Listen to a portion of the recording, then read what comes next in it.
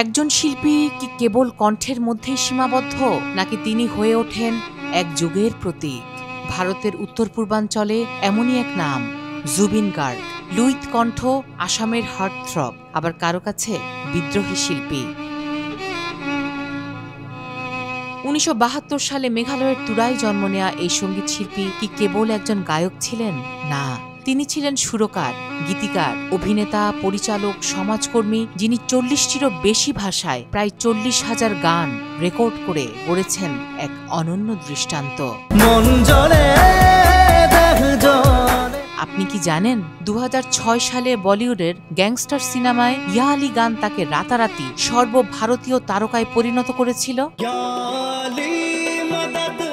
কিন্তু তবুও কেন তিনি মুম্বাই ছেড়ে ফিরে এলেন আসামে? তিনি নিজেই বলেছিলেন, রাজা কখনো নিজের রাজ্য ছেড়ে যায় না। তাহলে প্রশ্ন হলো, খ্যাতি, অর্থ, বলিউড এসবের চেয়ে তার কাছে বেশি গুরুত্বপূর্ণ কি ছিল?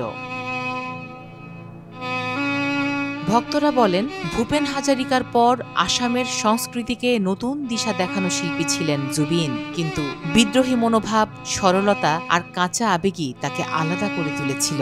রাজনীতিবিদদের সরাসরি সমালোচনা, মঞ্চে বেপরোয়া আচরণ, এসব কি তার দুর্বলতা, নাকি তার সত্যিকারের সাহস?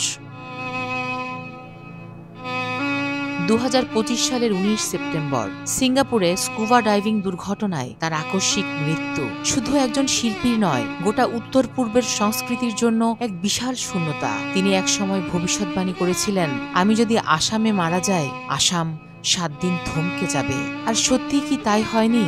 লাখো মানুষের শেষ যাত্রায় প্রমাণ হয়নি তিনি ছিলেন আসামের আবেগের অন্য নাম?